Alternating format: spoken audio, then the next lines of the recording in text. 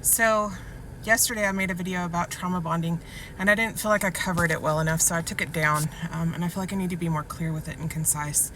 But let me talk about the trauma bond, because I think that's important, especially if you are a narcissistic abuse survivor. This is one thing that you need to keep in mind.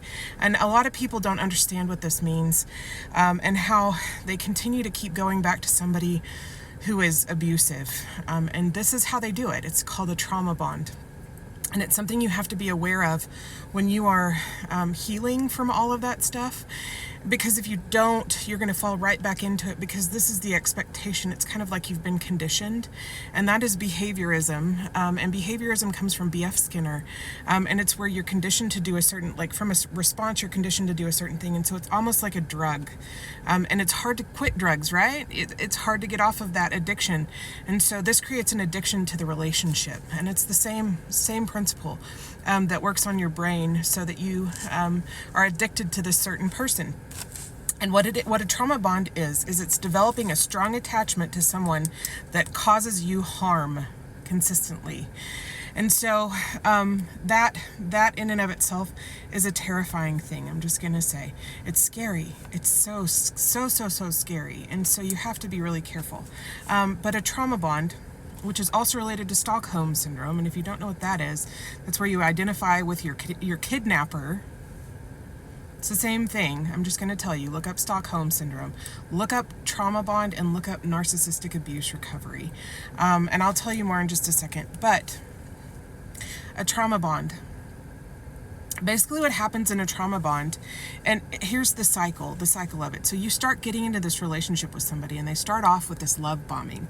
And this is where you get the addiction phase from. So you are addicted to this kind of love. And this kind of love, it feels really fast and furious, and you get into this relationship really quickly. And it's so quick. And it's an overflow of love. It's like almost obsessive amounts of love, and they seem obsessed with you, and it feels really good, and it feels really secure in that situation. But it's not. So if they come at you with all of this love, you need to be careful.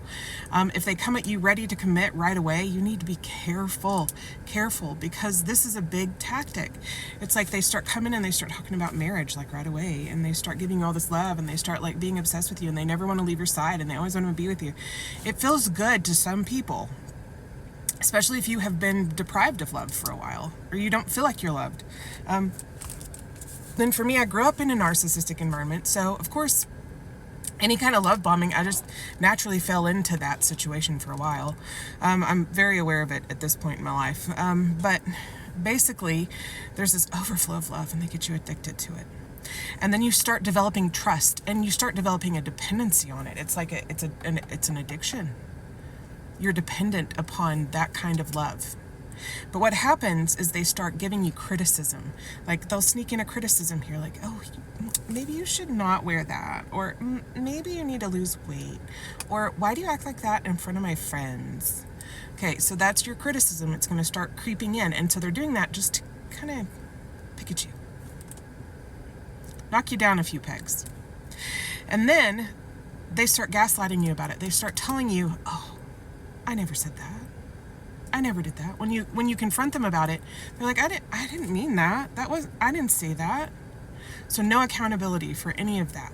And so then you're stuck feeling like you're crazy because, well, maybe they didn't say that. Maybe they didn't mean that. Maybe I'm just crazy and I'm oversensitive. And that is the tactic to get you to feel that way. So you start doubting yourself, start doubting any kind of like intuition that you have about the whole situation, so that they can keep control. Because that's what happens, is they start establishing control that way.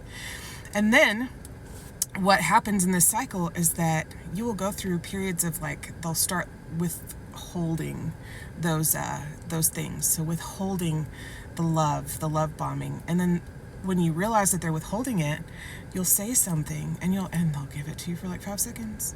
And it gets less and less and less and less over time, until there's like barely anything, but you're still fiending for it. And so you still get that little small hit, and you'll still stick with it. But they just want your energy supply. They want any kind of energy that comes off of you. Call these energy vampires. And you should watch What We Do in the Shadows if you don't know what that is. It's lovely. But you, throughout this whole period, start losing yourself because you start doubting yourself, because you start doubting your intuition. You start becoming codependent on this person for that love bombing fix. You're codependent on them. And so it's like, oh man, I can't make it without them. Nobody else is going to love me. And they've probably said things like this to you or made you feel this way. Your criticism, I did want to say, criticism can be verbal or nonverbal. And so if they're removing love from you, like they don't physically touch you or they don't get in your space anymore, that's also a variation of criticism. It's a criticism of you as a human. It's a criticism of your meat sack. Anyway, so you lose yourself, and because of that, you then become obsessed. So they flip the tables. Tables are flipped. You are now the obsessor, and they are the obsession. Instead of them being obsessed with you and you were the obsession at first, which felt really good, now it's flipped. Also, they can keep control of you this way. I'm going to tell you, there's nothing love-based in this situation. This is a deep wound that they have. It's like usually a parent wound or a deep feelings of insecurity where they don't even love themselves, so they can't love you. So there is no love in that. So they have to find love for themselves to heal, and that's very rare for a narcissist. Very, very, very rare. Okay? So you have to be careful.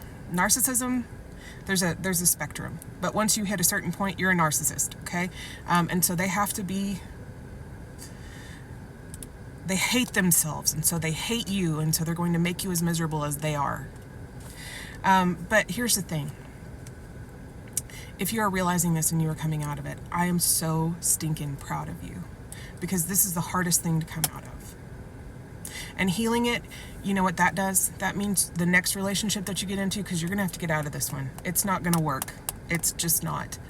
This next relationship that you get in, if you do the healing work, it's not going to be the same. You will feel so much more fulfilled if you heal those parts, because you will attract this until you heal it.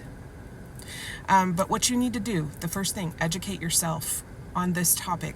Educate yourself on trauma bonds, on narcissistic abuse survival, and on attachment styles, on addiction, that kind of stuff. And I'm going to tell you on here, there's a hashtag. It's Narc Talk, NARKTOK. And so you need to look up stuff that has to do with that. That's going to help you. You can look up trauma bond under a hashtag, and there you go. There's some more information, and you can look it up on YouTube. You can look up online.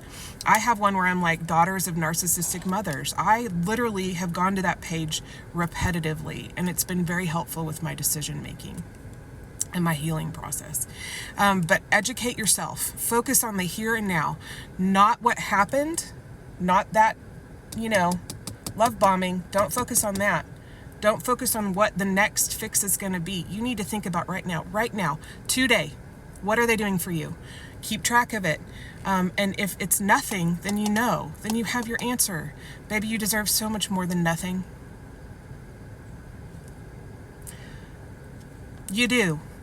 So focus on the here and now. Get in the present. And while you're in the present, you can create space. I need you to start thinking. You can either do mental space, where you put that boundary up and you're no longer giving them that energy supply that they're wanting so desperately from you. You remove your energy. You remove access to you emotionally. They can't have you anymore.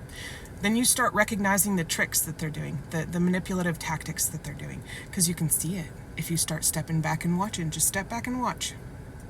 You'll see those tricks. Or if you can find physical space, that is advisable.